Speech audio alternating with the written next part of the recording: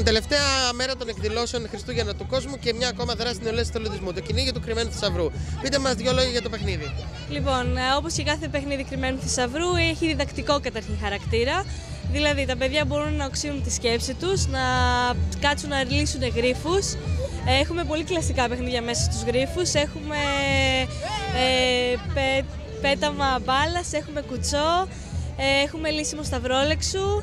Οπότε όλο αυτό σίγουρα βοηθάει τα παιδιά να... Πού θα κινηθούν αυτές οι δράσεις και τελικά ποιο θα είναι το αποτέλεσμα? Λοιπόν, η δράση θα γίνει σε όλη την πλατεία.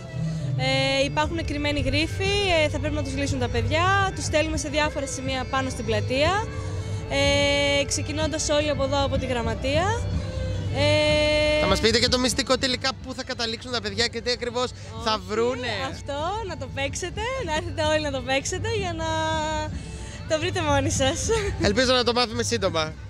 Καλές γιορτές και κάποιες ευχές για το νέο έτος, μια που είμαστε εδώ πέρα. Έχουμε καλή χρονιά, φυσικά υγεία, ευτυχία, χαρά και πραγματικά να τα καταφέρουμε.